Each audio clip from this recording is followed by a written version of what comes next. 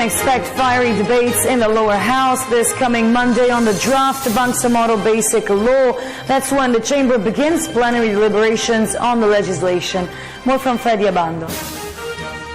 Sulu Congressman Tupay Luong was among the first Mujahideen fighters of the Muslim rebellion in Mindanao in the early 70s, a conflict that has gone on for over 4 decades. On Monday, Luong is one of 8 members of the House that will defend the draft Bangsamoro Basic Law in plenary, push for its approval to implement the peace agreement signed by the government and the Moro Islamic Liberation Front. The bottom line is, to me, this is a peace bill. What the President believes, this is the vehicle of peace, and this will bring total peace in Mindanao.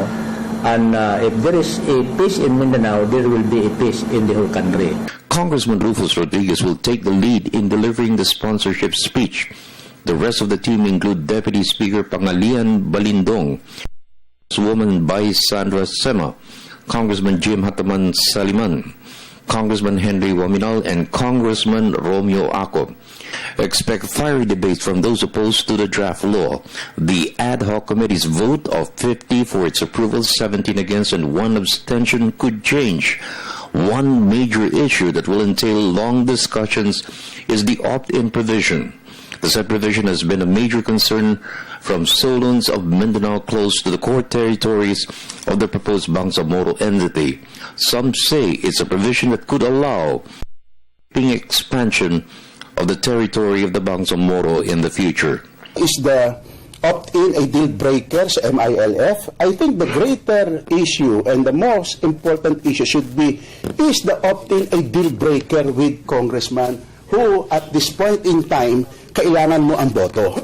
Kasi hindi ko kailangan ng boto na MI eh. Ang kailangan kong boto naman Congressman. Kung hindi deal breaker sa kanila yung modification ng opt-in, but deal breaker sa mga Congressman. Speaker Feliciano Belmonte expressed hope the measure will be approved by June 11 before it joins its second regular session. Belmonte has no fear of poor attendance, which could affect the debates and the voting for the measure. The Speaker stressed the BBL is a must to win the peace in Mindanao.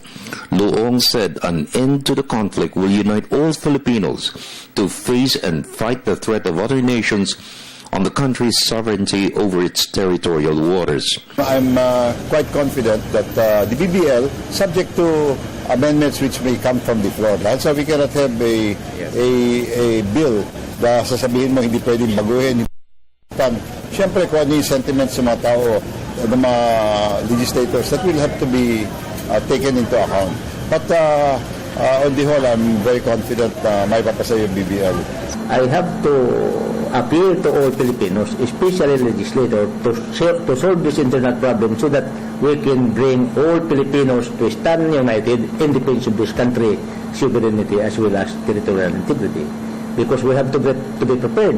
We are all aware now that there is an imminent danger to the national sovereignty of this country. So that is the importance of this bill.